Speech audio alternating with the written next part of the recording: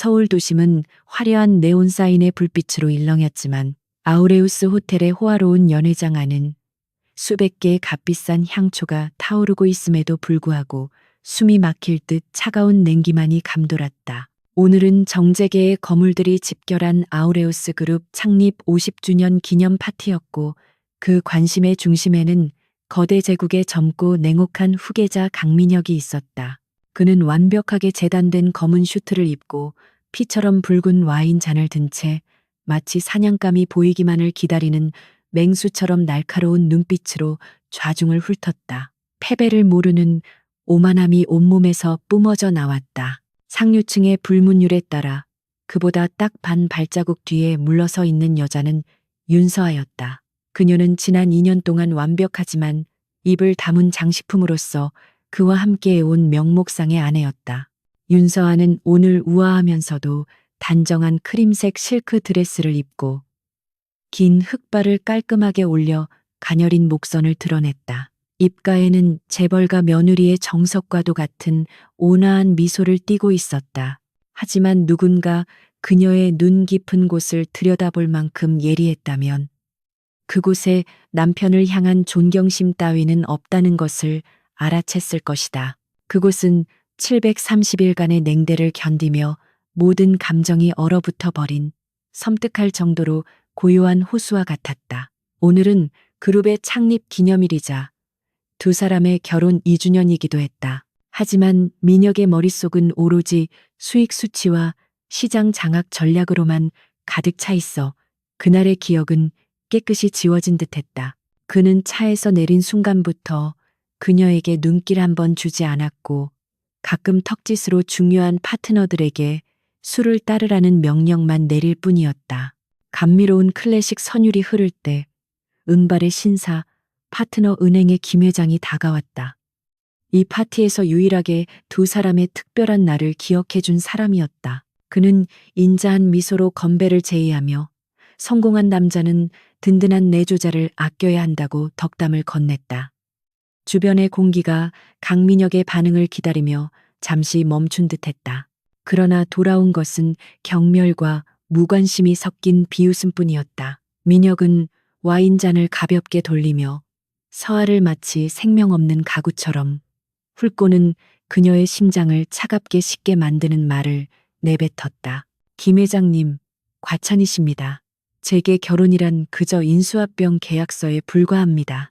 기한이 남았으니 책임이 있을 뿐 기념하거나 축하할 만한 일은 아니죠. 그 말은 지난 2년간 행복한 가정이라는 연극을 유지하기 위해 서아가 잡고 있던 마지막 인내심의 끈을 끊어버리는 보이지 않는 칼날과 같았다. 하지만 고통이나 수치심 대신 기묘할 정도로 차가운 깨달음이 찾아왔다. 마치 길 잃은 여행자가 가시덤불 숲에서 출구를 찾아낸 것 같았다. 돌아가신 시할아버지와의 약속, 거만한 손자를 2년 동안 곁에서 지키며 입지를 굳혀주는 대가로 자유를 얻기로 했던 그 약속이 떠올랐다. 그리고 벽시계의 바늘이 자정을 넘기는 바로 그 순간, 그 암묵적인 계약은 공식적으로 종료되었다. 이제 그녀는 이 무정한 남자 앞에서 순종적인 아내를 연기할 의무가 없었다. 파티는 강민혁의 야심찬 연설에 대한 환호 속에 끝났지만 서아에게는 더 이상 들리지 않는 공허한 소음일 뿐이었다. 언덕 위의 저택으로 돌아가는 방탄 리무진 안, 숨막히는 침묵 속에 엔진 소리와 민혁의 규칙적인 숨소리만이 들렸다. 그는 넥타이를 느슨하게 풀고 눈을 감은 채 자신의 손안에 있는 순한 양이라 여겼던 여자의 기운이 완전히 달라졌음을 전혀 감지하지 못했다. 서아는 허리를 꼿꼿이 펴고 차창 밖으로 스쳐 지나가는 가로등 불빛을 응시했다. 그녀의 머릿속은 내일 아침 메뉴나 남편의 옷수발이 아닌 되돌릴 수 없는 떠남을 위한 치밀한 계획들로 가득 차 있었다. 온기라고는 없는 거대한 저택 앞에 차가 멈추자 늙은 집사가 달려나와 문을 열었다. 민혁은 말없이 재킷을 하인에게 던지고 2층 침실로 성큼성큼 걸어 올라갔다. 당연히 서아가 따라와 목욕물과 잠옷을 준비할 것이라 여기면서 그는 방에 들어와 시계를 풀어 화장대 위에 놓고 등 뒤에서 셔츠 단추를 풀어줄 아내의 손길을 기다렸다. 하지만 1분, 2분이 지나도 등 뒤는 고요했다. 익숙한 발자국 소리도 다정한 안부 인사도 없이 닫히지 않은 창틈으로 새어 들어오는 바람 소리뿐이었다. 강민혁은 미간을 찌푸리며 돌아섰다. 꾸물거림을 질책하려던 그는 방 한가운데 서 있는 서아의 모습에 멈칫했다. 그녀는 평소처럼 고개를 숙이고 있지 않았다. 곳곳이 선 채 난생 처음 보는 예리하고 단호한 눈빛으로 그를 똑바로 응시하고 있었다. 그녀의 손에는 실크 잠옷 대신 방금 약지에서 뺀 고가의 다이아몬드 결혼 반지가 들려 있었다. 샹들리에 불빛을 받아 차갑게 빛나는 반지는 서아에 기이할 정도로 평온한 얼굴과 대비를 이루었다. 목욕물 기다릴 필요 없어요. 청아하지만 냉기 서린 목소리가 울려 퍼졌다. 더 이상의 따뜻함도 복종도 없었다. 지금 이 순간부터 난 당신의 무료 봉사자가 아닐 테니까, 강민혁. 민혁은 코웃음을 쳤다. 그저 관심이나 선물을 바라는 투정이라 여긴 것이다. 그가 다가와 턱을 치켜들려 했지만 서아는 마치 더러운 것이라도 피하듯 한 걸음 뒤로 물러섰다. 그 명확한 거부몸짓에 민혁의 미소가 사라지고 자존심 상한 분노가 일었다. 윤서아, 지금 뭐 하는 짓이지? 몇 번 봐줬더니 기어오르는군. 당장 반지 끼고 물 받아와. 후회하기 싫으면. 하지만 서아는 그의 분노에도 눈 하나 깜짝하지 않았다. 그녀는 결혼 반지를 흑단 테이블 위에 내려놓았다. 탁하는 메마른 금소금이 거짓된 인연 결혼 생활에 종지부를 찍었다. 연기하는 거 아냐. 그리고 더 이상 당신이 봐줄 필요도 없어.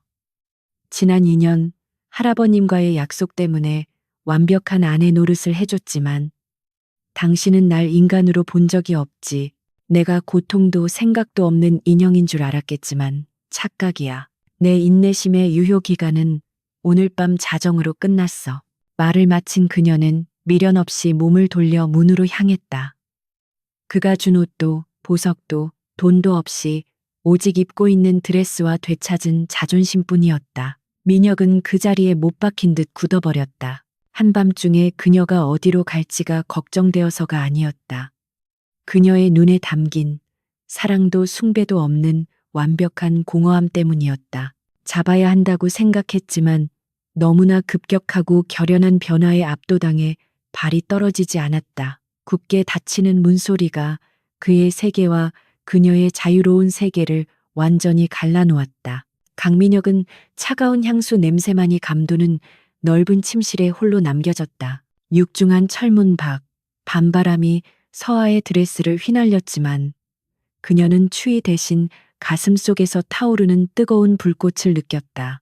가로수 그늘 아래 금융정보국 전용인 번호판 없는 검은 세단이 오래전부터 기다렸다는 듯 서 있었다. 차문이 열리고 슈트를 입은 남자가 내려 극도의 존경심을 담아 고개를 숙였다. 재벌가 사모님이 아닌 은둔을 끝내고 돌아온 최고 수장에게 바치는 예우였다. 차에 오른 서아는 머리핀을 풀어 긴 머리카락을 늘어뜨렸다. 순한 미소는 사라지고 세계 금융시장을 뒤흔들었던 전설적인 투자자 S의 냉철하고 계산적인 눈빛만이 남았다. 차는 어둠 속을 질주하며 아우레우스라는 감옥과 상처 입은 자존심에 빠진 강민혁을 뒤로했다. 서아는 암호화된 스마트폰을 꺼내 지난 2년간 중단했던 정보망을 다시 가동했다. 화면에는 주가 지수와 기밀 재무 보고서 그리고 강민혁의 아우레우스 그룹을 포함한 경쟁사들의 정보가 쏟아졌다. 복귀를 환영합니다, 보스. 운전사의 묵직한 목소리에 서아는 차창에 비친 자신의 얼굴을 바라보며 결의에 찬 미소를 지었다. 시작해. 진짜 게임은 이제부터야. 그리고 이번 판의 룰은 내가 정한다. 아침 햇살이 거실의 통유리 창을 통해 쏟아져 들어왔지만 강민혁의 기분은 그 어느 때보다 찌뿌둥하고 불쾌하기 짝이 없었다. 숙취로 인해 머리가 깨질 듯이 아파왔고 평소라면 침대 옆 협탁에 놓여 있었을 따뜻한 꿀물과 숙취 해소제가 보이지 않아 짜증이 솟구쳤다. 그는 침대에서 일어나 습관적으로 아내의 이름을 부르려다 어젯밤의 일이 기억나 입을 다물었고 그제야 방안을 감도는 낯선 정적을 깨달았다. 넓은 침실은 마치 아무도 살지 않는 모델하우스처럼 차갑고 삭막했으며 욕실에서 들려오던 물소리나 드레스룸에서 옷을 고르는 부스럭거리는 소리조차 들리지 않았다. 윤서아가 집을 나갔다는 사실은 알고 있었지만 민혁은 그것이 단지 일시적인 반항일 뿐이며 아침이 되면 아무 일 없었다는 듯이 주방에서 앞치마를 두르고 있을 것이라 막연히 생각했다. 하지만 그가 무거운 몸을 이끌고 아래층으로 내려갔을 때 마주한 것은 텅 빈 식탁과 당황한 표정으로 서 있는 가정부들 뿐이었다. 평소 윤서아가 직접 챙기던 아침 식단과 영양제는 어디에도 없었고 가정부는 겁에 질린 목소리로 사모님이 보이지 않아 무엇을 준비해야 할지 몰랐다고 변명했다. 민혁은 식탁을 주먹으로 내리치며 당장 커피라도 가져오라고 소리쳤지만 가정부가 떨리는 손으로 내온 커피는 서아가 내려주던 그 맛과 향이 전혀 아니었다. 그는 한 모금 마시자마자 컵을 내려놓으며 자신이 지난 2년 동안 집안의 모든 편안함을 당연하게 여겨왔음을 뼈저리게 느꼈다. 넥타이 하나조차 어디에 있는지 몰라 드레스룸을 뒤져야 했고 양말의 색을 맞추는 것조차 귀찮고 성가신 일이 되어버린 현실이 그를 더욱 짜증나게 만들었다. 강민혁은 거칠게 넥타이를 매며 거울 속에 비친 자신의 흐트러진 모습을 노려보았는데 그 모습은 완벽주의자인 그가 가장 혐오하는 종류의 것이었다. 그는 비서실장에게 전화를 걸어 당장 윤서아의 행방을 찾으라고 지시했고 그녀가 갈 만한 곳이라곤 기껏해야 친정이나 몇 안 되는 친구 집일 것이라 단정지었다. 그는 윤서아가 신용카드도 차도 없이 맨몸으로 나갔으니 금방이라도 울며 불며 전화를 걸어올 것이라 확신하며 애써 불안감을 눌렀다. 그러나 회사로 향하는 차 안에서 그는 계속해서 휴대폰을 확인했고 화면이 잠잠할수록 그의 가슴 속에는 알 수 없는 초조함이 싹트기 시작했다. 창밖으로 보이는 서울의 풍경은 어제와 다름없었지만 민혁의 눈에는 모든 것이 잿빛으로 보였고 옆자리의 빈 공간이 유난히 크게 느껴졌다. 한편 서울 강남의 한복판에 위치한 초고층 빌딩의 최상층에서는 전혀 다른 분위기가 흐르고 있었는데 그곳은 일반인에게는 알려지지 않은 투자 자문회사 넥서스의 본거지였다. 윤서아는 더 이상 강민혁의 아내로서 보여주던 수수한 모습이 아니었고 몸에 딱 맞는 짙은 네이비색 정장을 입고 날카로운 눈빛을 빛내고 있었다. 그녀는 긴 머리를 과감하게 자르고 세련된 단발 스타일로 변신했으며 화장기 없는 얼굴 대신 냉철한 카리스마가 느껴지는 메이크업으로 무장한 채 회의실 상석에 앉아 있었다. 그녀의 앞에는 수십 대의 모니터가 켜져 있었고 전 세계의 주식시장 변동 상황과 환율 정보가 실시간으로 쏟아지고 있었지만 그녀는 조금의 동요도 없이 그 숫자들을 읽어 내려갔다. 이곳의 직원들은 그녀를 사모님이 아닌 에스라고 불렀으며 그 호칭에는 절대적인 존경과 두려움이 담겨 있었다. 넥서스의 수석 분석가가 윤서아에게 오리어스 그룹의 최근 동향 보고서를 건네자 그녀는 차가운 미소를 지으며 문서를 받아들었다. 그녀는 강민혁이 진행 중인 대규모 인수 합병건에 치명적인 허점이 있다는 것을 이미 파악하고 있었고 그것이 바로 자신이 그를 무너뜨리거나 혹은 구원할 수 있는 열쇠임을 알고 있었다. 서아는 보고서를 꼼꼼히 검토하며 붉은 펜으로 중요한 부분에 가차없이 줄을 그었고 그 모습은 마치 적의 급소를 노리는 암살자처럼 정교하고 치밀했다. 그녀는 감정을 철저히 배제한 채 오리어스 그룹을 하나의 데이터 덩어리로만 취급했고 그 과정에서 강민혁이라는 이름은 단지 분석해야 할 변수 중 하나로 전락해버렸다. 그녀의 머릿속에는 오직 승리를 위한 전략만이 가득했고 지난 2년간의 결혼 생활은 지워야 할 오점처럼 느껴졌다. 점심시간이 지날 무렵 강민혁의 사무실로 비서실장이 창백한 얼굴로 들어와 보고를 시작했지만 그 내용은 민혁이 예상했던 것과는 전혀 달랐다. 비서실장은 윤서아의 흔적을 전혀 찾을 수 없으며 그녀가 사용하던 신용카드 내역도 없고 휴대폰은 해지된 상태라고 떨리는 목소리로 말했다.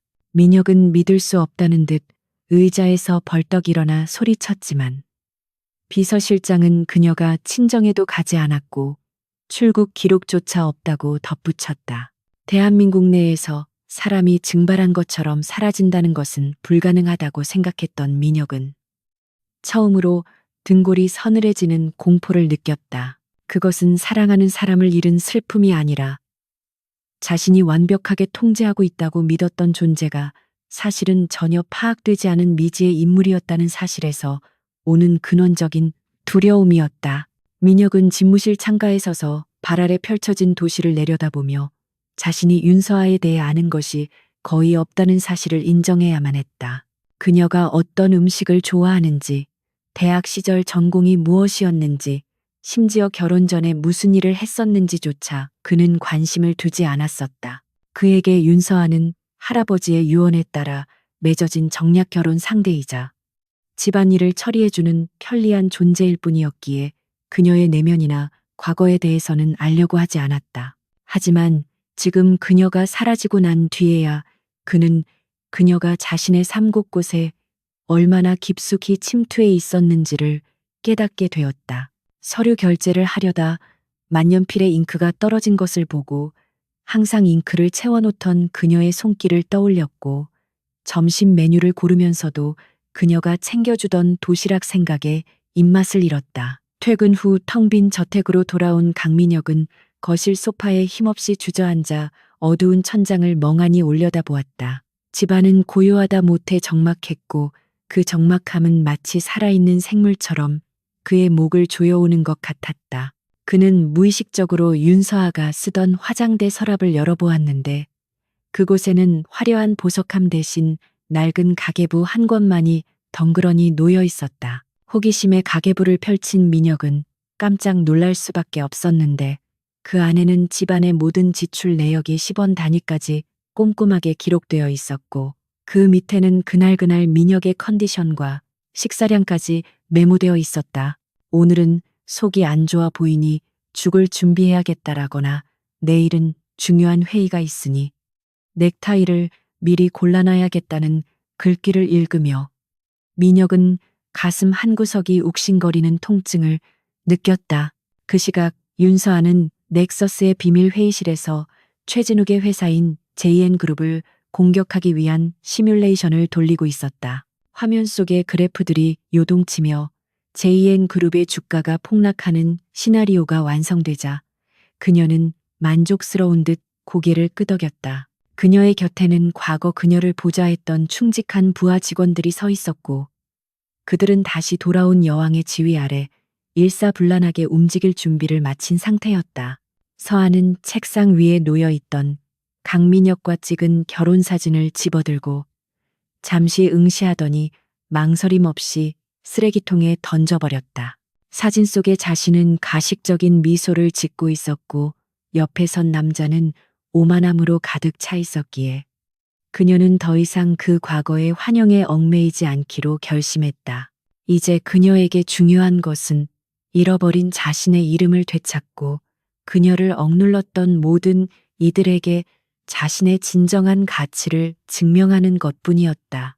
밤이 깊어갈수록 강민혁의 혼란은 가중되었고 그는 침대에 누워 잠을 청하려 했지만 옆자리의 빈 공간이 주는 서늘함 때문에 계속해서 뒤척였다. 그는 윤서아에게 전화를 걸어보려 했지만 번호가 없다는 안내의 음성만 반복될 뿐이었고 카카오톡 메시지조차 전송되지 않았다. 그는 자신이 대한민국 최고의 재벌 총수임에도 불구하고 사라진 아내 한 명을 찾지 못한다는 사실에 자괴감과 분노를 동시에 느꼈다. 벽에 걸린 시계바늘 소리가 유난히 크게 들려왔고 민혁은 결국 침대에서 일어나 위스키 병을 집어들었다. 독한 술이 목을 타고 넘어갔지만 가슴 속에 타는 듯한 갈증은 해소되지 않았고 오히려 그녀에 대한 의문과 원망만이 더욱 짙어졌다. 다음 날 아침 오리어스 그룹 본사에서는 긴급 임원 회의가 소집되었고 주제는 경쟁사인 JN그룹의 적대적 인수 합병 방어 대책이었다. 회의실 분위기는 무거웠고 임원들은 서로 눈치만 보며 뾰족한 대안을 내놓지 못한 채 우왕좌왕하고 있었다. 강민혁은 초조한 기색을 감추며 회의를 주재했지만 그의 머릿속은 온통 사라진 윤서아 생각으로 가득 차 있어 집중하기가 힘들었다. 그때 회의실 문이 열리고 비서가 들어와 넥서스 투자 자문 측에서 대리인을 보냈다고 보고했다. 민혁은 넥서스라는 이름은 들어봤지만 그들이 누구인지 정확히 알지 못했기에 의아해하며 그들을 들어오라고 지시했다. 하지만 문이 열리고 들어온 사람의 얼굴을 확인한 순간 강민혁은 자신의 눈을 의심하며 숨을 멈출 수밖에 없었다. 세련된 키릴 소리가 회의실의 정적을 깨며 울려 퍼졌고 그 소리의 주인공은 다름 아닌 윤서아였지만 그녀는 그가 알던 아내가 아니었다. 그녀는 당당한 걸음걸이로 회의실 중앙으로 걸어 들어와 참석자들을 압도하는 눈빛으로 한 번 훑어본 뒤 강민혁의 정면 자리에 앉았다. 민혁은 너무나 큰 충격에 입을 다물지 못하고 그녀를 멍하니 바라보았지만 서아는 그에게 눈길조차 주지 않은 채 서류 가방에서 문서를 꺼냈다. 그녀의 모든 동작은 절도 있고 우아했으며 그곳에 있는 수많은 남성 임원들조차 그녀의 기세에 눌려 숨소리조차 내지 못했다. 처음 뵙겠습니다. 그녀의 목소리는 차갑고 단호했으며 민혁의 심장을 얼어붙게 만들었다. 넥서스 수석 고문이자 이번 프로젝트의 총괄 책임을 맡은 S입니다. 강민혁은 눈앞의 여자가 자신의 아내 윤서아라는 사실과 그녀가 전설적인 투자 전문가 S라는 사실 사이에서 극심한 인지 부조화를 겪어야 했다. 그녀의 말투, 표정, 심지어 냄새까지도 그가 기억하던 아내와는 완전히 달랐기에 그는 자신이 악몽을 꾸고 있는 것은 아닌지 의심했다. 하지만 그녀가 내민 명함에는 분명히 S라는 이름이 박혀 있었고 그녀의 눈동자 속에는 그를 향한 어떠한 애정도 남아있지 않았다. 회의실의 다른 임원들은 미모의 전문가 등장에 술렁거렸지만 민혁만이 홀로 시공간이 뒤틀린 듯한 충격 속에 갇혀 있었다. 이것은 단순한 가출이나 반항이 아니라 그가 전혀 알지 못했던 그녀의 진짜 세상이 그를 향해 정면으로 충돌해 오는 순간이었다. 윤서아는 프로젝터 화면에 복잡한 차트와 수치들을 띄우며 오리어스 그룹의 현 상황을 냉철하게 분석하기 시작했다. 그녀의 브리핑은 완벽 그 자체였으며 임원들이 놓치고 있던 맹점들을 예리하게 파고들어 모두를 경악하게 만들었다. 민혁은 멍한 상태에서 깨어나 그녀의 말에 귀를 기울이려 노력했지만 그녀의 입에서 나오는 전문 용어들과 날카로운 통찰력은 그가 알던 가정주부 윤서아와는 거리가 멀어도 너무나 멀었다. 그녀는 마치 칼을 휘두르듯 논리를 전개했고 그 칼날은 정확하게 오리어스 그룹의 약점을 겨냥하고 있었다. 민혁은 그제야 깨달았다. 자신이 지난 2년 동안 품에 안고 있었던 것은 순한 양이 아니라 발톱을 숨긴 거대한 용이었다는 것을. 회의실의 공기는 마치 한겨울의 시베리아 벌판처럼 차갑게 얼어붙었고 그 중심에는 강민혁과 S라는 이름으로 돌아온 윤서아가 서로를 응시하고 있었다. 오리어스 그룹의 임원들은 갑작스러운 넥서스 대표의 등장과 그녀가 회장의 아내라는 사실 사이에서 극심한 혼란을 느끼며 숨소리조차 내지 못했다. 윤서아는 강민혁의 흔들리는 눈빛을 정면으로 받아내면서도 눈썹 하나 까딱하지 않았고 마치 전혀 모르는 타인을 대하듯 냉정한 태도를 유지했다. 그녀가 입을 열자 마이크를 통해 흘러나오는 목소리는 또렷하고 힘이 있었으며 지난 2년간 민혁의 귓가에 속삭이던 부드러운 음성이나 맹목적인 순종과는 거리가 멀었다. 그녀는 감상에 젖을 시간조차 주지 않겠다는 듯 곧바로 스크린을 가리키며 현재 오리어스 그룹이 처한 재정적 위기를 적나라하게 지적하기 시작했다. 윤서아의 프레젠테이션은 잔인할 정도로 정확했고 민혁이 애써 외면하고 싶었던 그룹 내부의 치명적인 환부들을 거침없이 도려냈다. 그녀는 오리어스 그룹이 무리하게 추진하던 신도시 개발 프로젝트에 자금 흐름이 막혀 있다는 사실을 그래프와 수치로 증명하며 이것이 경쟁사들의 공격 빌미가 되고 있음을 경고했다. 임원들은 그녀의 날카로운 분석에 식은땀을 흘리며 고개를 숙였고 그동안 회장의 눈치를 보느라 직언하지 못했던 문제들이 외부인의 입을 통해 터져 나오자 쥐구멍이라도 찾고 싶은 심정이었다. 민혁은 주먹을 꽉 쥐고 그녀의 말을 반박하려 했지만 그녀가 제시하는 데이터는 너무나 완벽해서 반론의 여지조차 찾을 수 없었다. 그는 자신의 아내가 집안일이나 하는 평범한 여자가 아니라 월스트리트를 주무르던 금융 전문가였다는 사실을 뼈저리게 실감해야 했다. 발표가 진행될수록 강민혁의 자존심은 갈기갈기 찢겨나갔는데 그것은 단순히 외부인에게 약점을 들켰다는 사실 때문만이 아니었다. 그가 가장 참을 수 없었던 것은 바로 눈앞에 있는 저 여자가 매일 밤 자신의 곁에서 잠들었던 아내였으며 자신이 그녀의 능력을 전혀 알아보지 못한 채 무시해왔다는 사실이었다. 그는 그녀가 과일을 깎을 때나 넥타이를 매줄 때 보였던 섬세한 손길이 사실은 수천억 원의 자금을 움직이는 거대한 손이었다는 것을 깨닫고 깊은 자괴감에 빠졌다. 서한은 민혁의 표정이 일그러지는 것을 보면서도 동요하지 않고 담담하게 넥서스 측의 제한 조건을 설명해 나갔다. 그녀는 오리어스 그룹에 긴급 자금을 수혈하는 대가로 경영권의 일부와 주요 의사 결정에 대한 거부권을 요구했고 이는 사실상 민혁의 권력의 재갈을 물리는 것과 다름없었다. 참다 못한 강민혁이 자리를 박차고 일어나 윤서아의 이름을 부르며 회의를 중단시키려 했지만 그녀는 차가운 눈빛으로 그를 제압했다.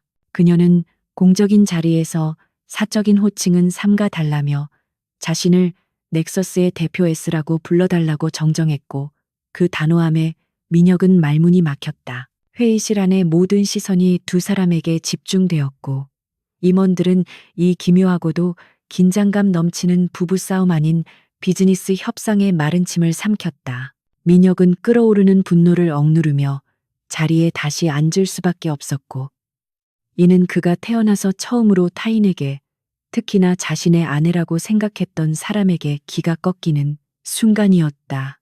윤서아는 미세하게 떨리는 민혁의 손끝을 놓치지 않았지만 그녀의 표정에는 승리감보다는 일에 집중하는 프로의 건조함만이 감돌았다. 회의가 끝나고 임원들이 도망치듯 빠져나간 뒤 회의실에는 단둘만이 남게 되었지만 흐르는 침묵은 더욱 무겁고 위태로웠다. 강민혁은 천천히 윤서아에게 다가가 책상을 짚으며 낮은 목소리로 도대체 무슨 꿍꿍이냐고 물었지만 그녀는 서류를 정리하며 눈길조차 주지 않았다.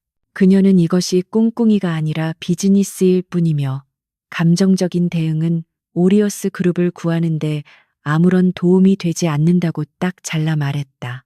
민혁은 그녀의 손목을 낚아채며 지난 2년간의 결혼 생활이 모두 거짓이었냐고 소리쳤지만 서아는 그제야 고개를 들어 그를 바라보았다. 그녀의 눈동자 깊은 곳에는 민혁이 알지 못했던 깊은 슬픔과 체념이 스쳐 지나갔지만 그것은 순식간에 사라지고 다시금 강철 같은 냉정함이 자리 잡았다. 윤서아는 자신의 손목을 잡은 민혁의 손을 천천히 떼어내며 자신은 거짓을 말한 적이 없으며 단지 당신이 보려고 하지 않았을 뿐이라고 차갑게 대꾸했다. 그녀는 당신이 원한 것은 현명한 조언자가 아니라 말 잘 듣는 인형이었기에 자신은 그 역할에 충실했을 뿐이라며 비수를 꽂았다. 민혁은 그녀의 말에 반박하고 싶었지만 지난 시간 동안 자신이 그녀에게 했던 무관심과 하대가 떠올라 입을 뗄 수가 없었다. 서아는 멍하니 서 있는 민혁을 뒤로하고 내일까지 제안서에 대한 답변을 기다리겠다는 말을 남긴 채 회의실을 빠져나갔다. 또각거리는 구두 소리가 멀어질수록 민혁은 거대한 파도가 휩쓸고 지나간 자리에 홀로 남겨진 조난자처럼 막막하고 허탈한 기분을 느껴야 했다. 집무실로 돌아온 강민혁은 비서실장에게 당장 S와 넥서스에 대한 모든 정보를 조사해 오라고 지시했고 초조한 마음으로 창밖을 응시했다. 그는 자신이 대한민국 재계를 쥐락펴락하는 인물이라고 자부해왔지만 정작 가장 가까이 있던 사람의 정체조차 몰랐다는 사실에 심한 모멸감을 느꼈다. 잠시 후 비서실장이 가져온 파일에는 윤서아가 결혼 전 해외 투자은행에서 전설적인 수익률을 기록했던 트레이더였으며 넥서스의 실질적인 설립자라는 충격적인 내용이 담겨 있었다. 민혁은 파일을 넘기는 손이 떨리는 것을 느꼈고 그녀가 왜 그토록 뛰어난 능력을 숨기고 자신의 그림자로 살아야 했는지에 대한 의문이 꼬리에 꼬리를 물었다. 그것은 할아버지와의 약속 때문이었을 수도 있지만 그 이면에는 자신이 알지 못하는 더 큰 이유가 있을 것만 같은 불길한 예감이 들었다. 한편 오리어스 그룹 건너편 빌딩의 펜트하우스에서는 경쟁사인 JN그룹의 최진욱 회장이 망원경으로 민혁의 사무실을 내려다보며 비릿한 미소를 짓고 있었다. 그는 넥서스가 오리어스 그룹의 백기사로 등장했다는 소식을 접하고 흥미로워했는데 특히 그 대표가 강민혁의 아내라는 사실에 묘한 희열을 느꼈다. 최진욱은 과거 해외 시장에서 S라는 인물에게 쓴맛을 본 적이 있었기에 그녀의 능력을 누구보다 잘 알고 있었고 그런 그녀가 남편의 회사에 칼을 겨누는 상황이 즐겁기 그지없었다. 그는 비서에게 윤서아와의 미팅을 잡으라고 지시하며 이 균열을 이용해 오리어스 그룹을 완전히 무너뜨릴 계획을 세우기 시작했다. 적의 적은 나의 동지라는 말이 있듯이 그는 상처받은 윤서아를 자신의 편으로 끌어들일 수 있을 것이라 확신했다. 저녁이 되어 퇴근한 민혁은 불 꺼진 집에 들어와 소파에 몸을 던졌고 익숙했던 공간이 오늘따라 더욱 낯설게만 느껴졌다. 그는 거실 테이블 위에 놓여있던 경제 잡지를 무심코 집어들었는데 그곳에는 세계 경제를 움직이는 파워우먼들에 대한 기사가 실려 있었고 비록 익명이지만 S에 대한 언급도 있었다. 그는 잡지를 덮고 눈을 감으며 오늘 회의실에서 보았던 당당하고 빛나던 윤서아의 모습을 떠올렸다. 집안에서 앞치마를 두르고 그를 기다리던 모습과 회의실에서 좌중을 압도하던 모습이 겹쳐지며 그는 혼란스러움과 동시에 알 수 없는 가슴 뛰는 감정을 느꼈다. 그것은 단순히 유능한 파트너를 발견했을 때의 흥분이 아니라 그동안 잊고 있었던 정복욕과 잃어버린 것에 대한 강렬한 소유욕이었다. 다음 날 아침 강민혁은 평소보다 일찍 출근하여 임원들을 소집했고 넥서스와의 협상을 진행하기로 결정했다고 통보했다. 임원들은 굴욕적인 조건에도 불구하고 회사의 생존을 위해 어쩔 수 없는 선택이라며 안도의 한숨을 내쉬었지만 민혁의 생각은 달랐다. 그는 단순히 회사를 살리기 위해 그녀의 손을 잡는 것이 아니라 그녀를 다시 자신의 영향권 안으로 끌어들이기 위해 이 위험한 도박에 응하기로 한 것이었다. 그는 비서에게 윤서아에게 보낼 계약서 초안을 검토하라고 지시하며 입가에 묘한 미소를 지었다. 이제부터는 부부라는 껍데기를 벗어던지고 비즈니스 파트너이자 경쟁자로서 그녀와 치열한 두뇌 싸움을 벌여야 한다는 사실이 그의 승부욕을 자극했다. 윤서아는 자신의 사무실에서 강민혁이 보낸 수락 통지서를 받아들고 잠시 생각에 잠겼는데 그의 결정이 예상보다 빨랐기 때문이었다. 그녀는 민혁이 자존심 때문에 제안을 거절하거나 시간을 끌 것이라 예상했지만 그는 의외로 냉철하게 상황을 판단하고 실리를 택했다. 그녀는 이것이 민혁의 변화인지 아니면 또 다른 계략인지 확신할 수 없었지만 어쨌든 계획의 첫 단추는 성공적으로 끼워진 셈이었다.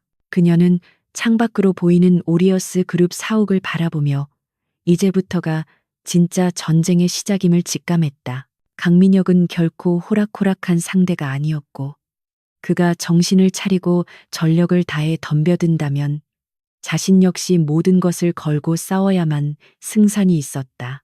그날 오후 넥서스와 오리어스 그룹의 공식적인 조인식이 열렸고 수많은 취재진 앞에서 두 사람은 나란히 서서 계약서에 서명했다. 카메라 플래시가 터지는 순간 민혁은 서아에게 손을 내밀어 악수를 청했고 서아는 잠시 망설이다가 그의 손을 맞잡았다. 두 사람의 손이 닿는 순간 찌릿한 전류가 흐르는 듯한 긴장감이 감돌았고 그들은 서로의 눈을 피하지 않고 똑바로 응시했다. 카메라 앞에서는 성공적인 파트너십을 맺은 두 기업의 대표처럼 보였지만 그들의 눈빛 교환 속에는 말로 다 할 수 없는 복잡한 감정과 선전포고가 담겨 있었다. 민혁은 그녀의 손을 놓지 않고 꽉 쥐며 귓가에 작게 속삭였다. 환영의 파트너, 하지만 잊지 마. 이 게임의 끝이 당신 뜻대로만 되지는 않을 거야. 서아는 여유로운 미소를 지으며 답했다. 두고 보면 알겠죠. 회장님.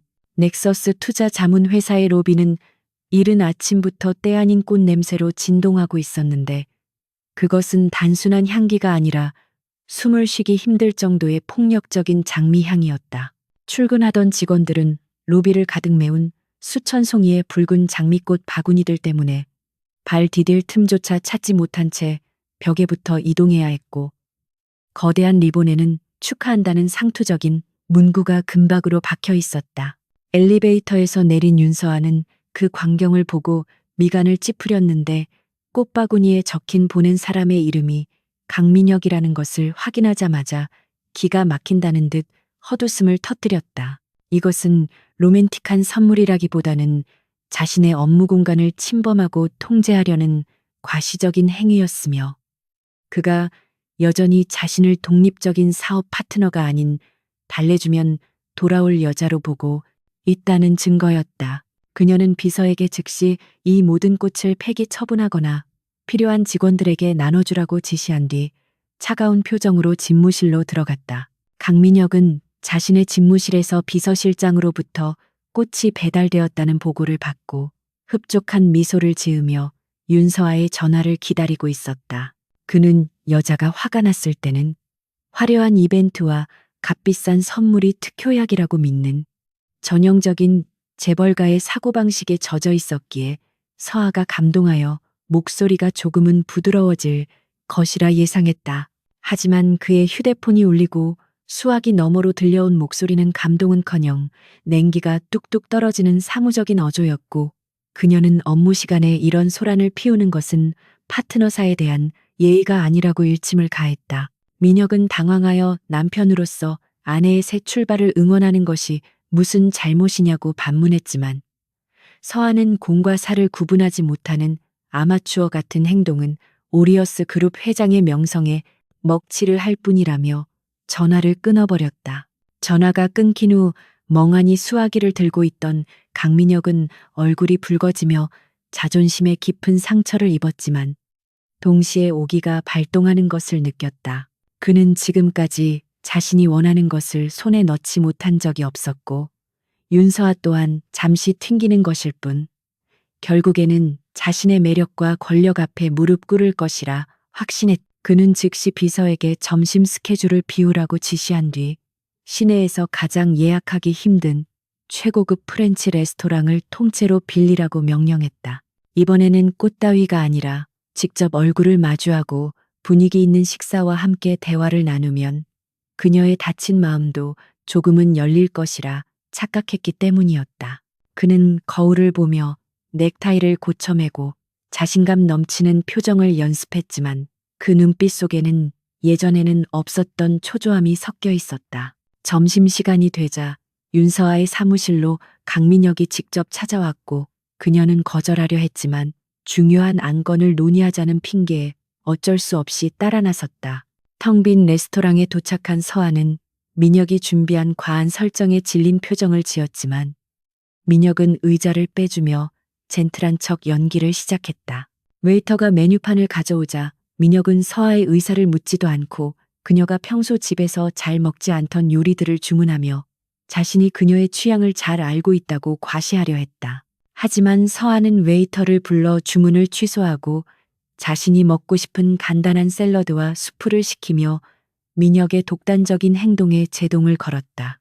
민혁은 무안해진 손을 테이블 아래로 감추며 어색한 미소를 지었고 분위기는 로맨틱하기보다는 살얼음판을 걷는 듯 위태로웠다. 식사가 나오자 민혁은 고기를 썰어주려 했지만 서아는 자신의 손으로 하겠다며 나이프를 집어들었고 그 단호한 거절에 민혁은 결국 폭발하고 말았다.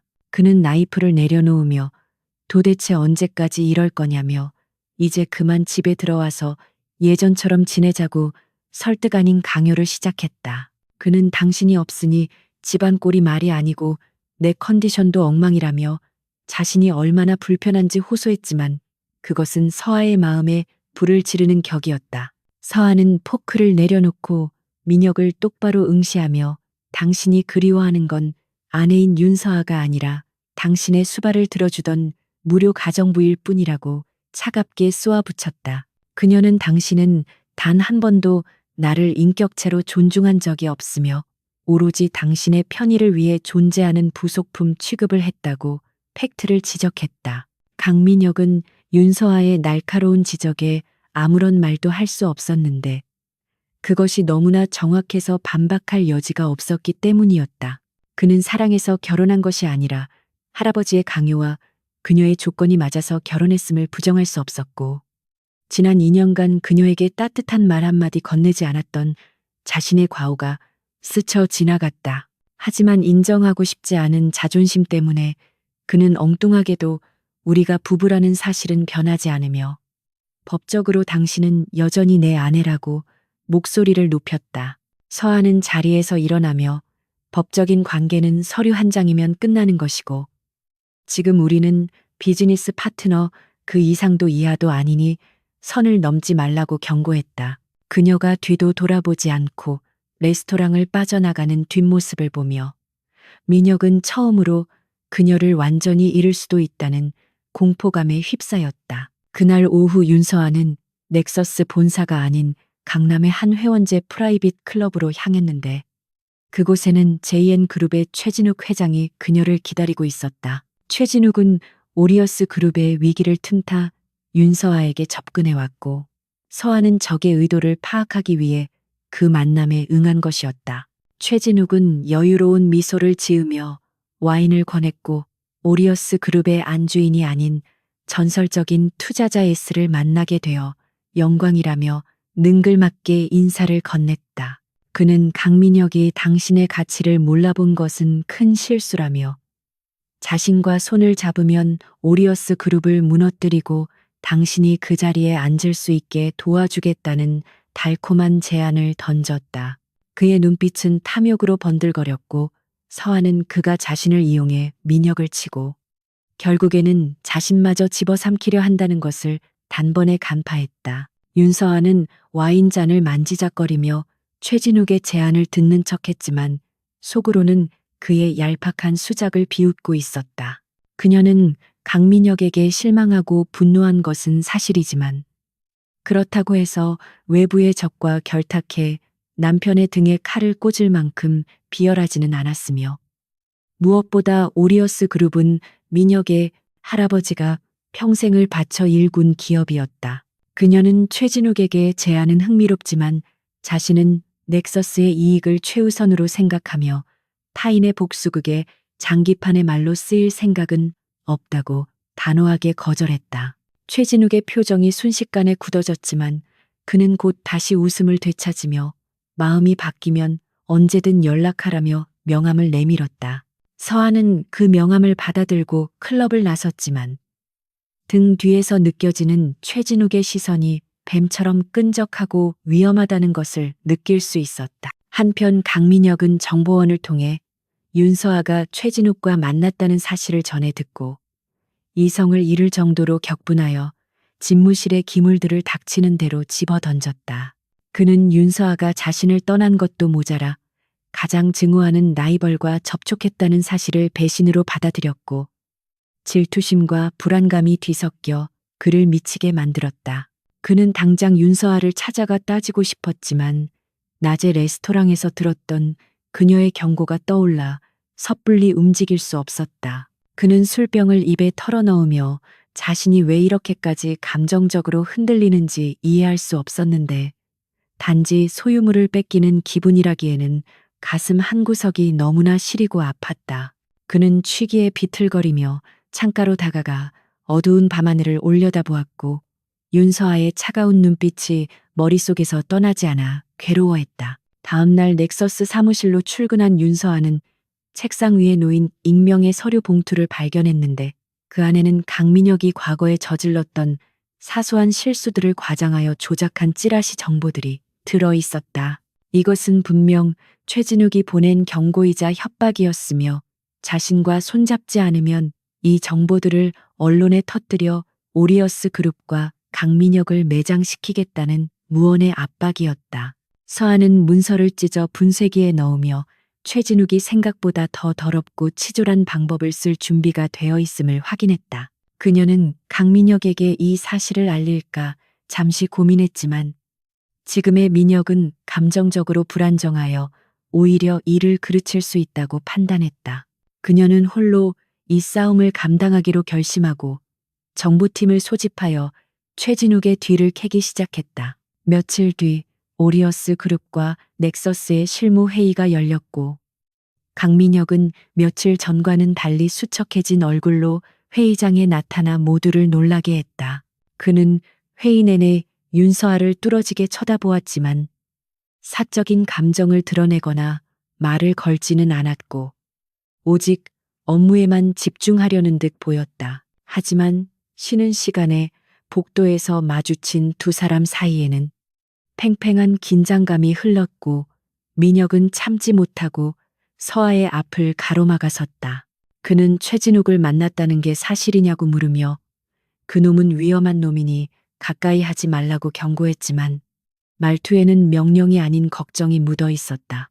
서아는 민혁의 흔들리는 눈빛을 보며 그가 자신을 진심으로 걱정하고 있음을 느꼈지만 지금은 그에게 약한 모습을 보일 때가 아니라고 다짐했다.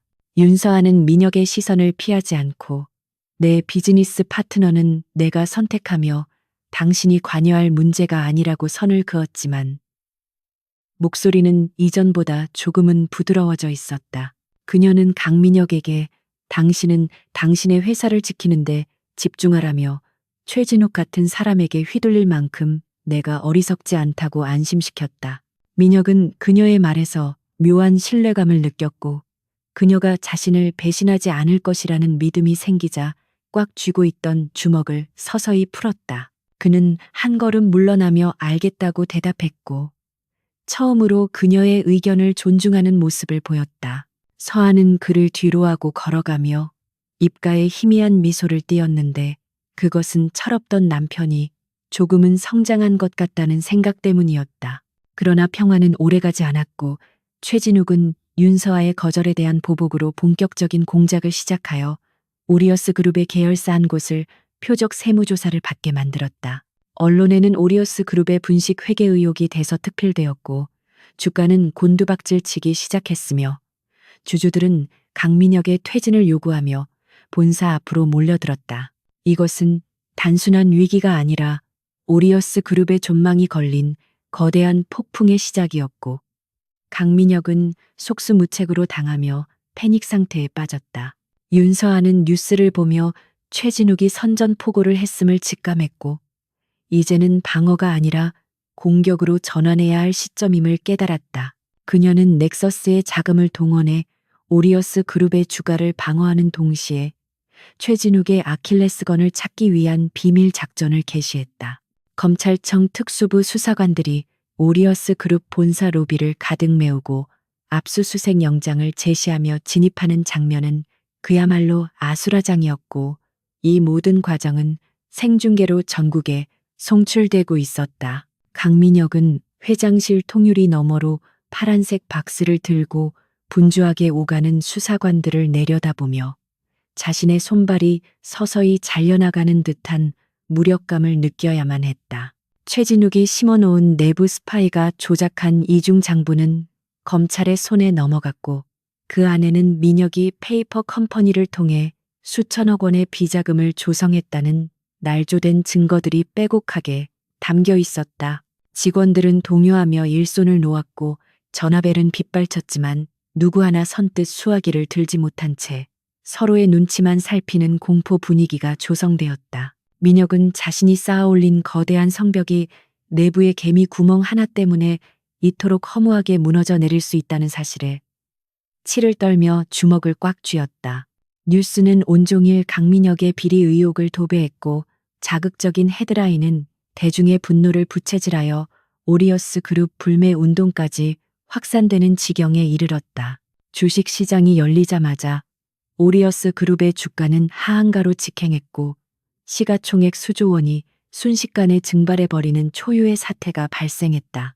주주들은 본사 앞으로 몰려와 달걀을 던지며 강민혁의 구속과 사퇴를 요구했고 그 소란스러운 함성은 방음 유리벽을 뚫고 민혁의 귓가에 환청처럼 맴돌았다. 그는 변호인단을 소집하여 대응책을 논의했지만 그들조차 증거가 너무나 명백하여 실형을 피하기 어려울 것이라는 비관적인 전망만을 내놓을 뿐이었다. 민혁은 변호사들의 눈빛에서조차 자신을 향한 의심과 경멸을 읽을 수 있었고 세상 천지에 자신의 편은 아무도 없다는 고립감에 몸서리쳤다. 긴급 이사회가 소집되었지만 분위기는 지난번과는 완전히 달라져 있었는데 평소 민혁 앞에서 굽실거리던 이사들이 이제는 노골적으로 적대감을 드러내고 있었다. 그들은 회사의 이미지를 위해 민혁이 모든 책임을 지고 물러나야 한다고 주장하며 해임안을 상정하겠다는 협박성 발언도 서슴지 않았다. 민혁은 그들의 배신에 분노가 치밀어 올랐지만 현재의 여론과 증거 앞에서는 어떤 항변도 통하지 않는다는 것을 알고 있었기에 침묵을 지킬 수밖에 없었다. 가장 믿었던 최측근 임원마저 시선을 피하며 고개를 숙이는 모습을 보며 민혁은 인간관계라는 것이 권력 앞에서는 얼마나 더덥고 가벼운 것인지 뼈저리게 실감했다. 회의실을 빠져나오는 민혁의 뒷모습은 폐잔병처럼 초라했고 그 넓은 등은 천근만근의 무게에 짓눌려 축 처져 있었다. 그날 밤 강민혁은 집으로 돌아가지 못하고 도심의 한적한 안전 가옥에 몸을 숨긴 채 독한 위스키를 병째 들이키며 괴로움을 달래고 있었다. 화려했던 조명과 환호성은 모두 사라지고 남은 것은 어둠과 정적뿐이었으며 그는 자신이 이토록 나약한 존재였음을 인정하기 싫어 몸부림쳤다. 술 기운이 오를수록 윤서아의 얼굴이 떠올랐지만 그는 감히 그녀에게 연락할 엄두조차 내지 못했는데 지금의 몰락한 모습을 그녀에게 보이는 것은 죽기보다 싫었기 때문이었다. 그는 서아가 이 뉴스를 보고 자신을 비웃고 있을 것이라 생각했고 아니면 이미 짐을 싸서 영영 떠나버렸을지도 모른다는 불안감에 휩싸였다. 그는 휴대폰을 들어 그녀의 번호를 눌렀다 지웠다를 반복하다가 결국 전원을 꺼버리고 소파 구석에 웅크려 앉아 흐느꼈다. 그 시각 최진욱은 자신의 펜트하우스에서 샴페인을 터뜨리며 오리어스 그룹의 몰락을 축하하는 파티를 즐기고 있었고 그의 입가에는 비열한 승자의 미소가 걸려 있었다. 그는 강민혁에게 전화를 걸어 조롱하려 했지만 전화가 꺼져 있다는 안내음에 콧노래를 부르며 음성 메시지를 남겼다. 강 회장, 세상은 원래 그런 거야. 높은 곳에 있을수록 추락할 때 더 아픈 법이지. 감옥에 가면 영치금은 내가 넣어줄 테니 걱정 말라고. 최진욱은 자신의 완벽한 계획에 도취되어 있었고 이제 윤서아만 자신의 편으로 끌어들이면 모든 것이 완성된다고 믿었다.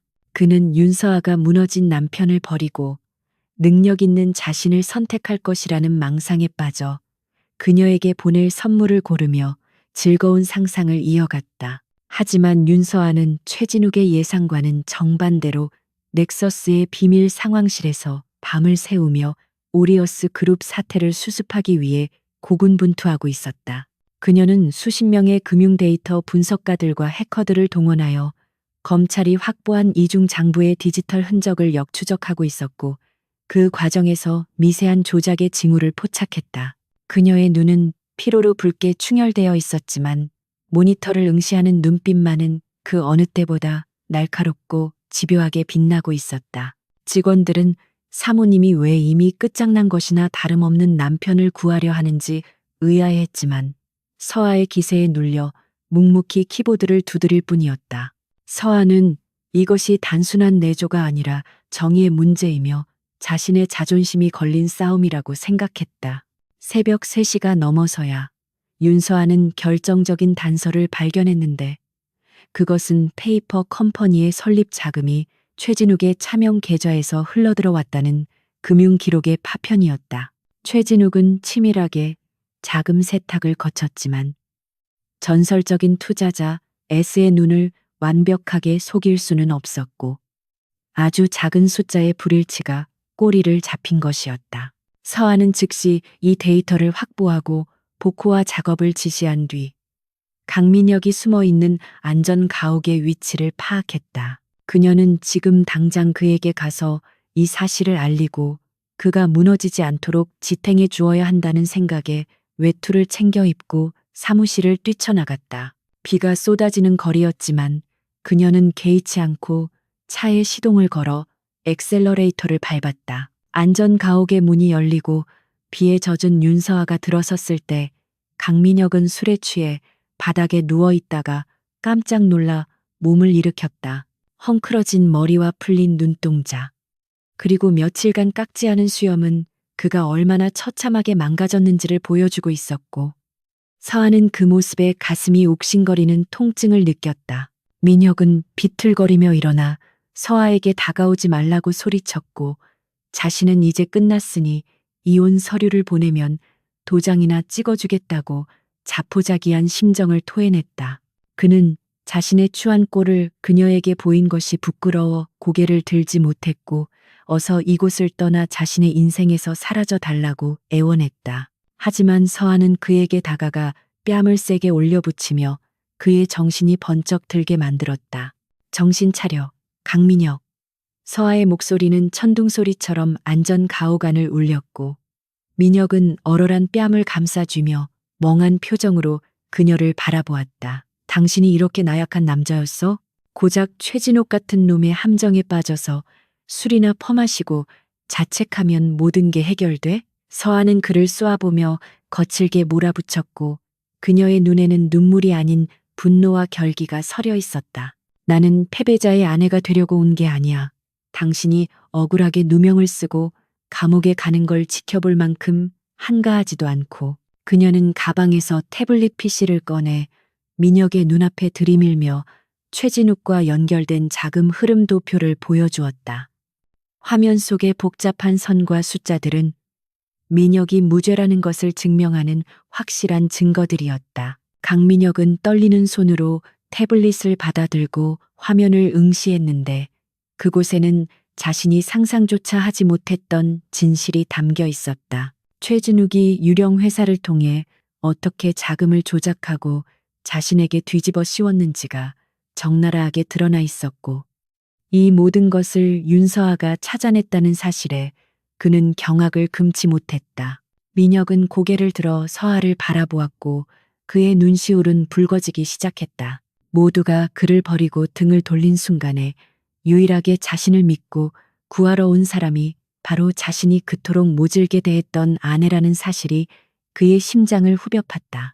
그는 벅차오르는 감정을 주체하지 못하고 무릎을 꿇으며 서아의 허리를 감싸 안고 오열했다.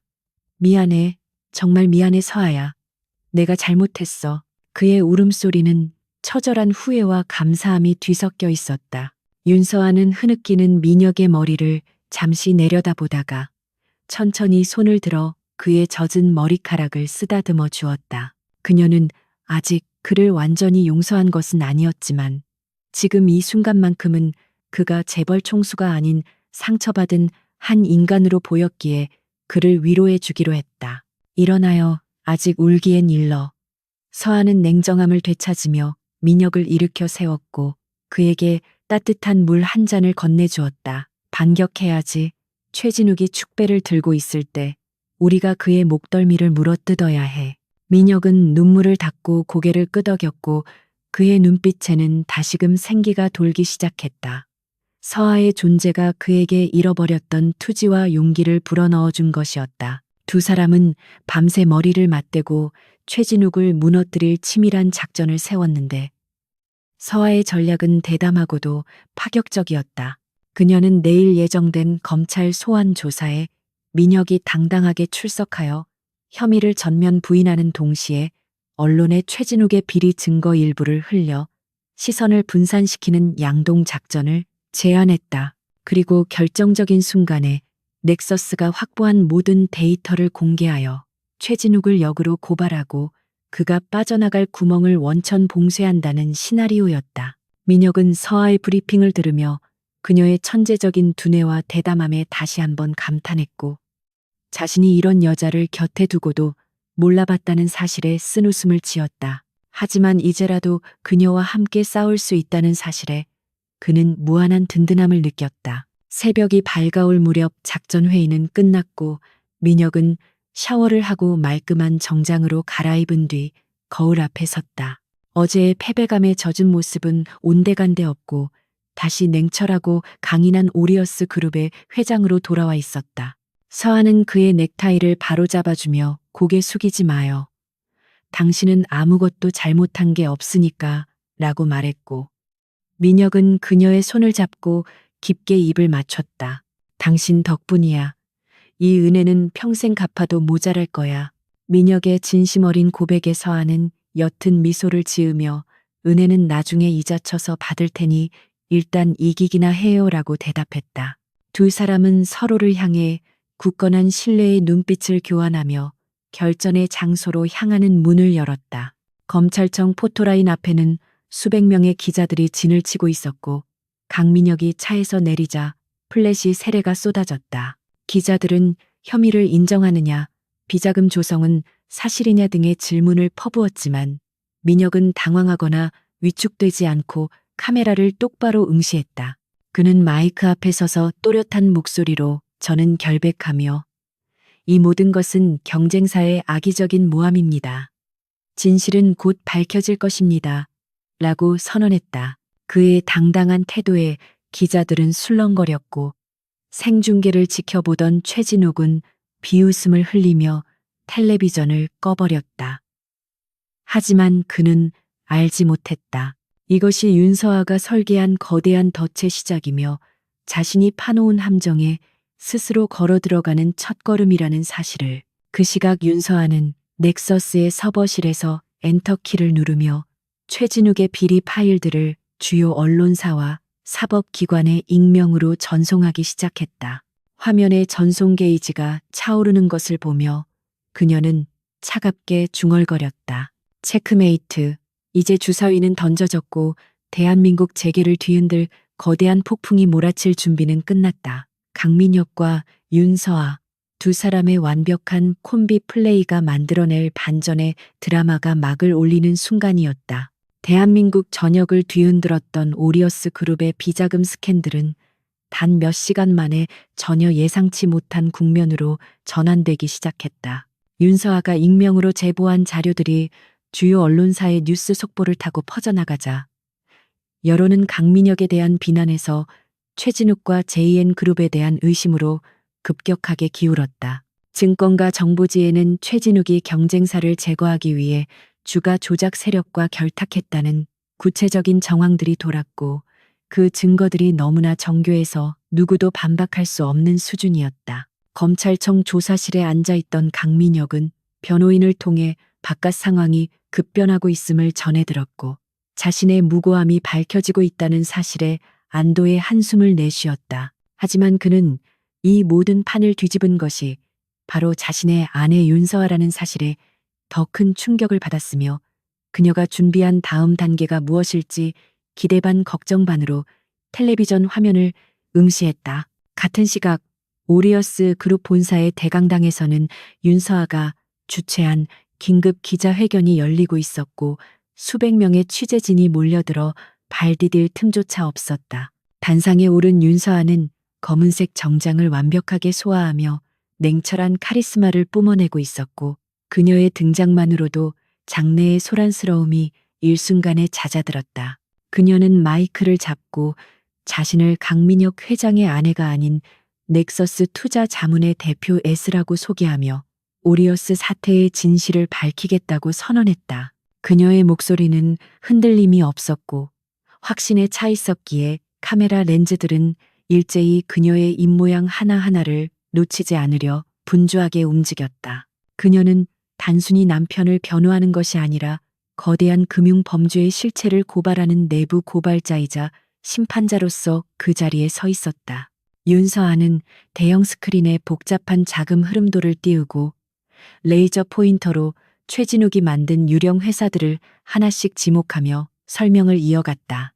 그녀는 전문적인 금융 지식을 바탕으로 최진욱이 어떻게 오리어스 그룹의 장부를 조작하고 자금을 빼돌렸는지를 명쾌하게 분석하여 기자들이 이해하기 쉽게 풀어냈다. 그녀의 설명에 따르면 강민혁은 횡령의 주범이 아니라 치밀하게 설계된 금융사기의 피해자였으며 진짜 범인은 JN그룹의 최진욱 회장임이 명백하게 드러났다. 기자들은 탄성을 지르며 노트북 자판을 두들기기에 바빴고 실시간 댓글창에는 윤서아의 능력에 감탄하며 그녀를 옹호하는 여론이 폭발적으로 늘어났다. 그것은 단순한 해명이 아니라 적의 심장에 비수를 꽂는 완벽한 반격의 서막이었다. 자신의 집무실에서 이 기자회견을 지켜보고 있던 최진욱은 분노를 참지 못하고 들고 있던 리모컨을 텔레비전 화면에 집어던져 박살을 냈다. 그는 윤서아가 자신을 배신하고 강민혁을 구하기 위해 이렇게까지 철저하게 준비했을 것이라고는 상상조차 하지 못했기에 그 충격은 배가 되었다. 비서가 들어와 JN그룹의 주가가 폭락하고 있으며 주주들의 항해 전화가 빗발치고 있다고 보고하자 최진욱은 얼굴이 불그락푸르락해져 고함을 질렀다. 그는 어딘가로 전화를 걸어 사태를 수습하려 했지만 이미 윤서아가 풀어놓은 정보들 때문에 금융당국과 투자자들은 그에게 등을 돌린 상태였다. 그는 자신이 파놓은 함정에 자신이 걸려들었음을 깨닫고 극심한 공포를 느꼈지만 인정하고 싶지 않은 오기가 그를 더욱 미치게 만들었다. 기자회견이 절정에 달했을 때 윤서아는 마지막 카드를 꺼내 들었는데 그것은 JN그룹에 대한 넥서스의 전면적인 금융 공격 선언이었다. 그녀는 최진욱 회장의 비윤리적인 경영과 불법 행위를 더 이상 묵과할 수 없다며 넥서스가 보유한 JN그룹의 채권을 즉시 회수하고 공매도 포지션을 취하겠다고 발표했다. 이것은 사실상 JN그룹을 부도 위기로 몰아넣겠다는 사형 선고나 다름없었고 금융시장은 즉각적으로 반응하여 JN그룹의 주식은 휴지 조각이 될 위기에 처했다.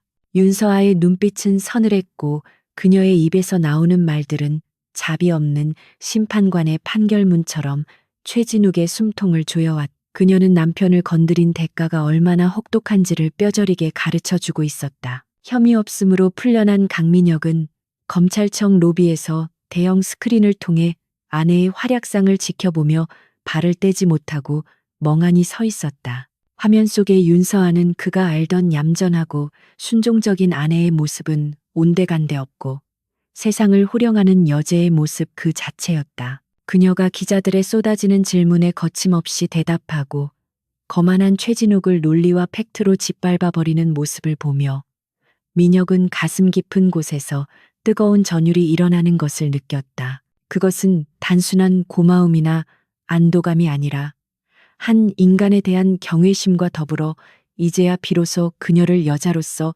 진정 사랑하게 되었다는 자각이었다. 그는 지난 2년간 자신이 보석을 돌멩이 취급했다는 사실에 뼈저린 후회를 느끼며 눈시울이 뜨거워졌다. 그날 오후 검찰은 최진욱의 집무실과 자택에 대한 압수수색을 전격적으로 단행했고 최진욱은 횡령 및 주가 조작 혐의로 긴급 체포되었다. 수사관들에게 양팔을 붙들려 끌려 나오면서 최진욱은 카메라를 향해 억울하다고 소리쳤지만 그 모습은 이미 패배자의 비참한 발악에 불과했다. 윤서아는 사무실 창가에서 그 뉴스를 내려다보며 씁쓸한 표정을 지었는데 복수가 끝났음에도 불구하고 마음 한구석이 허전한 것은 어쩔 수 없었다. 그녀는 이 싸움이 승리로 끝났지만 자신과 강민혁의 관계가 예전으로 돌아갈 수 없다는 것을 잘 알고 있었기에 승리의 기쁨보다는 복잡한 감정이 앞섰다. 그때 비서가 들어와 강민혁 회장이 도착했다고 알렸고 서아는 깊은 숨을 내쉬며 흐트러진 마음을 다잡았다. 회의실 문이 열리고 강민혁이 들어왔을 때 두 사람 사이에는 묘한 침묵이 흘렀지만 그 공기는 이전처럼 차갑거나 날카롭지 않았다.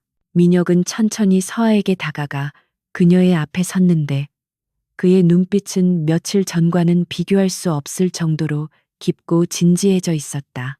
그는 무릎을 꿇고 싶은 심정이었지만 서아가 원하지 않을 것을 알기에 정중하게 고개를 숙여 감사의 인사를 전했다. 고마워. 당신 덕분에 살았어. 그리고 내 회사를 지켜줘서 정말 고마워. 그의 목소리는 떨리고 있었고 그 안에는 진심이 가득 담겨 있었다. 서아는 그런 민혁을 바라보며 담담하게 대답했다. 당신 회사가 아니라 우리 계약 파트너사를 지킨 것뿐이에요. 넥서스의 이익을 위해서였죠. 강민혁은 쓴웃음을 지으며 고개를 들었고 그녀의 눈을 똑바로 바라보며 말했다. 알아. 당신은 철저한 비즈니스 우먼이니까. 하지만 나는 오늘 당신에게서 파트너 이상의 것을 봤어.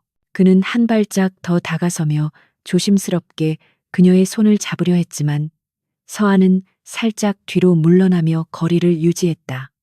민혁은 멈칫했지만 실망하지 않고 계속해서 말을 이었다. 지난 2년 동안 내가 얼마나 어리석고 오만했는지 뼈저리게 깨달았어.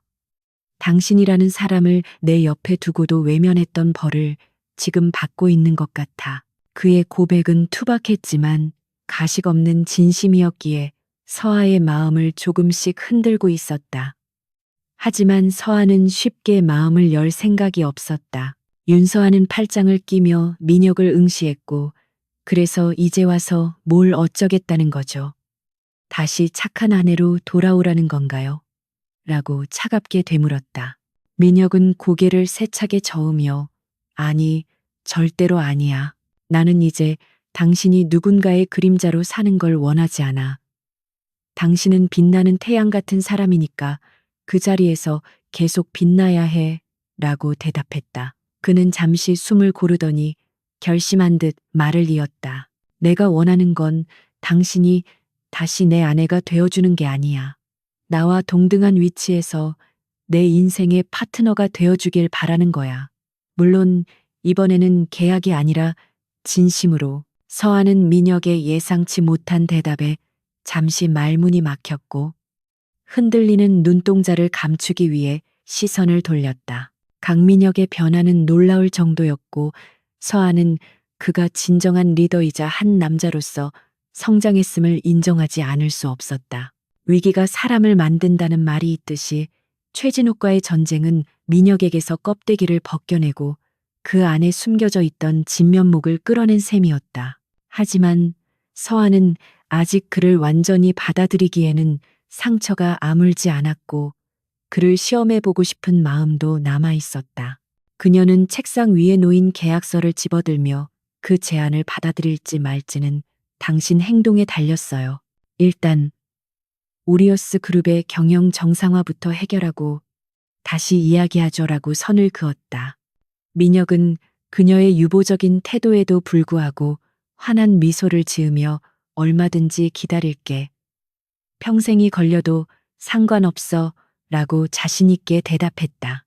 창밖으로 붉은 노을이 지고 있었고 도시는 하루의 전쟁을 끝내고 휴식에 들어갈 준비를 하고 있었다. 강민혁과 윤서아는 나란히 서서 그 풍경을 바라보았는데 두 사람의 그림자가 길게 늘어져 하나로 겹쳐지고 있었다. 이제 그들 앞에는 최진욱이라는 거대한 장애물은 사라졌지만 두 사람의 관계를 재정립해야 하는 새로운 과제가 남아 있었다. 하지만 이전처럼 일방적이거나 위태롭지는 않을 것이라는 확신이 두 사람의 마음속에 조용히 싹트고 있었다. 폭풍우가 지나간 자리에 더 단단한 땅이 굳어지듯이 그들의 사랑도 시련을 통해 비로소 진짜 모습을 드러내기 시작한 것이다. 계절이 바뀌어 차가운 겨울바람이 물러가고 따스한 봄 기운이 오리어스 그룹 본사 앞의 정원에도 스며들고 있었다. 최진욱 회장의 구속과 JN 그룹의 몰락 이후 오리어스 그룹은 뼈를 깎는 구조 조정과 투명한 경영 시스템 도입을 통해 오히려 전화위복의 기회를 맞이하여 승승장구하고 있었다. 강민혁은 과거의 독단적이고 오만했던 경영 스타일을 완전히 버리고 임직원들의 목소리에 귀를 기울이는 소통의 리더십을 보여주며 재계의 주목을 다시금 받게 되었다. 그는 매일 아침 가장 먼저 출근하여 회사의 구석구석을 살피고 직원 식당에서 점심을 해결하는 등 파격적인 행보를 이어갔는데, 이는 보여주기식 쇼가 아니라 바닥까지 떨어져 보았던 사람만이 가질 수 있는 진정성 있는 변화였다. 직원들은 처음에는 회장의 변화를 의심했지만 시간이 지날수록 그의 진심을 느끼며 다시금 회사에 대한 자부심을 가지게 되었다. 윤서아는 넥서스의 대표로서 여전히 오리어스 그룹의 경영 자문을 맡고 있었지만 이제는 감시자가 아닌 든든한 조력자로서 민혁과 호흡을 맞추고 있었다. 그녀는 회의 시간마다 민혁이 자신의 의견을 경청하고 존중해주는 태도를 보며 그가 인간적으로 얼마나 성숙해졌는지를 매 순간 실감하고 있었다. 어느 날 오후 늦게까지 이어진 전략회의가 끝나고 모두가 퇴근한 시각, 강민혁은 윤서아에게 잠시 남아서 할 이야기가 있다며 진지한 표정으로 그녀를 붙잡았다. 서아는 긴장한 마음으로 자리에 앉았고 민혁은 품 안에서 서류 봉투 하나를 꺼내 테이블 위에 조심스럽게 올려놓았다. 서아는 그것이 새로운 계약서일 것이라 짐작하며 봉투를 열어보았지만 그 안에 들어있는 서류를 확인하는 순간 눈이 휘둥그레질 수밖에 없었다. 그것은 다름 아닌 합의 이혼 신청서였으며 이미 강민혁의 도장이 선명하게 찍혀 있는 상태였기에 서아는 당황하여 말을 잇지 못하고 그를 쳐다보았다. 민혁은 담담한 표정으로 창밖의 야경을 잠시 바라보다가 천천히 입을 열었는데 그의 목소리에는 깊은 고뇌와 결단이 담겨 있었다. 그는 우리가 처음 맺었던 결혼은 할아버지의 유언과 비즈니스적 필요에 의한 계약이었을 뿐 사랑이나 존중은 없었다고 말했다. 그는 그 잘못된 시작을 바로잡지 않고서는 당신과 진정한 미래를 꿈꿀 수 없다는 결론을 내렸다며 이 서류를 법원에 제출해 우리의 지난 인연을 깨끗하게 정리하고 싶다고 고백했다. 서아는 민혁이 자신을 밀어내려는 것이 아니라 과거의 족쇄를 끊고 완전히 새로운 관계를 정립하려 한다는 진심을 읽을 수 있었다. 서류에 도장을 찍고 법원을 나서는 날, 두 사람은 법적으로 완벽한 남남이 되었지만 역설적이게도 그 어느 때보다 서로에게 가까워진 느낌을 받았다. 법원 앞에서 민혁은 서아에게 정중하게 악수를 청하며 윤서아 씨, 오늘 저녁에 시간 괜찮으시면 저랑 데이트해 주시겠습니까? 라고 물었고 그의 얼굴은 첫사랑을 고백하는 소년처럼 붉게 상기되어 있었다. 서아는 짐짓 고민하는 척하다가 환한 미소를 지으며 좋아요. 하지만 이번에는 제가 좋아하는 메뉴로 갈 거예요 라고 대답하며 그의 손을 맞잡았다. 두 사람은 수행비서나 운전기사 없이 민혁이 직접 운전하는 차를 타고 남산의 소박한 돈가스 집으로 향했고 그곳에서 처음으로 재벌 총수와 투자 전문가라는 타이틀을 내려놓고 평범한 연인들처럼 웃고 떠들며 식사를 즐겼다. 그날 이후 강민혁의 구애는 본격적으로 시작되었는데 그것은 과거의 물질 공세와는 차원이 다른 세심하고 배려 깊은 방식이었다. 그는 서아가 야근하는 날이면 직접 도시락을 싸들고 넥서스 사무실을 찾아와 직원들의 부러움을 샀고 주말이면 서아가 좋아하는 미술관 전시회를 함께 관람하며 그녀의 취향을 공유하려 노력했다. 민혁은 자신이 예전에 무심코 지나쳤던 서아의 작은 습관들을 하나하나 기억해내어 챙겨주었는데 비 오는 날이면 그녀가 좋아하는 따뜻한 차를 준비해놓고 그녀가 피곤해하면 말없이 어깨를 빌려주었다. 서아는 민혁의 서툴지만 진심 어린 노력에 마음의 빗장이 완전히 풀리는 것을 느꼈고 자신이 그토록 원했던 사랑이 바로 이런 소소한 행복이었음을 깨닫게 되었다. 어느덧 1년이라는 시간이 흐르고 다시 오리어스 그룹의 창립 기념일이 다가왔는데 이번 파티는 2년 전과는 전혀 다른 분위기 속에서 준비되고 있었다. 강민혁은 파티의 호스트로서 윤서아에게 정식으로 파트너가 되어달라고 요청했고 서아는 기꺼이 그 제안을 수락하며 드레스를 골랐다. 파티 당일 민혁은 서아를 데리러 와서 그녀의 아름다운 모습에 넋을 잃고 바라보다가 당신은 언제나 내게 과분한 사람이야 라고 속삭였다. 서아는 쑥스러워하며 고개를 돌렸지만 그녀의 입가에는 행복한 미소가 떠나지 않았고 두 사람은 팔짱을 끼고 당당하게 파티장으로 입장했다. 수많은 카메라 플래시와 사람들의 시선이 쏟아졌지만 이번에는 민혁이 서아를 뒤에 세우지 않고 자신의 옆에 나란히 세워 그녀를 에스코트했다. 단상에 오른 강민혁은 마이크를 잡고 하객들을 향해 인사를 건넨 뒤 잠시 서아를 바라보며 깊은 호흡을 가다듬었다. 그는 여러분 오늘 이 자리에 오리어스 그룹이 건재할 수 있는 것은 전적으로 제 옆에 있는 윤서아 대표 덕분입니다라고 공개적으로 선언하며 그녀에게 공을 돌렸다. 그는 과거에 자신이 얼마나 어리석었는지 그리고 그녀가 자신을 어떻게 구원해 주었는지를 솔직하게 이야기하며 장내를 숙연하게 만들었다. 민혁은 서아의 손을 꼭 잡고 그녀는 나의 구원자이자 최고의 파트너이며 내 인생의 유일한 사랑입니다라고 고백했고 하객들은 뜨거운 박수와 환호로 두 사람의 앞날을 축복해 주었다. 서아는 눈시울이 붉어진 채 민혁을 바라보았고 그 순간 세상의 모든 소음이 사라지고 오직 두 사람만이 존재하는 듯한 기분을 느꼈다. 파티가 무르익어갈 무렵 두 사람은 소란스러운 연회장을 빠져나와 테라스로 향했는데 그곳에서는 서울의 야경이 한눈에 내려다 보였다. 시원한 밤바람이 불어오자 민혁은 자신의 재킷을 벗어 서아의 어깨에 걸쳐 주었고 두 사람은 난간에 기대어 도시의 불빛들을 감상했다. 민혁은 주머니에서 작은 벨벳 상자를 꺼내 들었는데 그 안에는 2년 전 서아가 두고 나갔던 결혼 반지가 아닌 서아의 탄생석으로 만든 새로운 반지가 반짝이고 있었다. 그는 이 반지는 구속의 의미가 아니라 약속의 의미야. 당신의 꿈과 자유를 존중하며 평생 당신의 뒤가 아닌 옆에서 함께 걸어가겠다는 약속이라고 말하며 반지를 건넸다. 서아는 그 반지를 받아들고 민혁의 눈을 깊이 들여다보며 고개를 끄덕였다. 윤서아는 민혁에게 손을 내밀어 그가 반지를 끼워주도록 허락했고 반지가 손가락에 안착하자 두 사람은 서로를 마주보며 환하게 웃었다. 서아는 당신이 이렇게 멋진 남자가 될 줄 알았다면 집을 나가지 않았을지도 몰라요.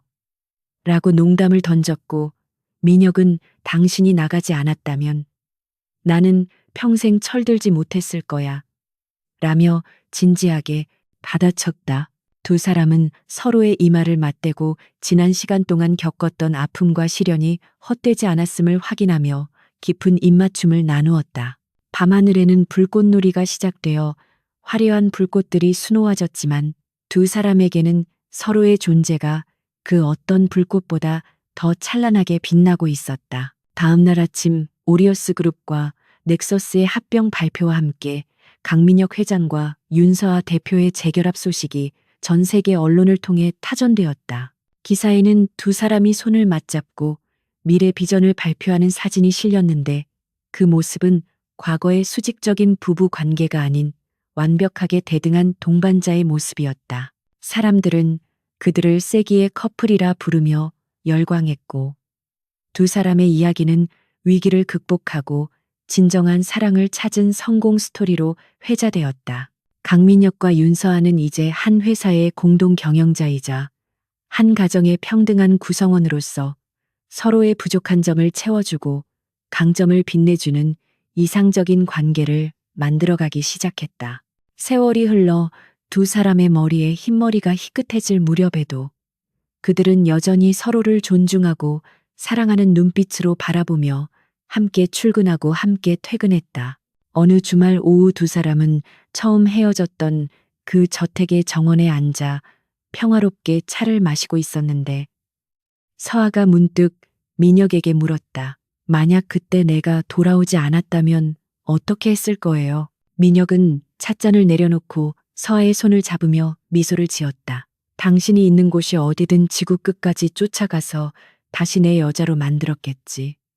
왜냐하면 당신 없는 내 인생은 상상조차 할 수 없으니까. 서아는 그의 대답에 만족스러운 듯 웃음을 터뜨렸고 두 사람은 따스한 햇살 아래서 서로의 온기를 느끼며 평온한 오후를 만끽했다. 2년 전 착한 아내로만 살았던 한 여자는 자신의 가치를 깨닫고 세상을 향해 날아올랐고 오만했던 한 남자는 사랑을 잃고 나서야 비로소 진정한 어른이 되었다. 그들의 사랑은 시련이라는 용광로 속에서 불순물이 제거되고 더욱 단단하고 순수한 보석으로 다시 태어났기에 이제 그 무엇도 그들을 갈라놓을 수 없을 것이다. 강민혁과 윤서아는 서로의 손을 잡고 정원길을 걸어가며 그들이 함께 써내려갈 새로운 챕터의 첫 페이지를 넘기고 있었다. 바람이 불어와 나뭇잎을 흔들었고 그 소리는 마치 두 사람의 영원한 행복을 축복하는 박수 소리처럼 들려왔다. 이것이 바로 혼란 끝에 찾아온 그들의 완벽하고도 필연적인 해피엔딩이었다.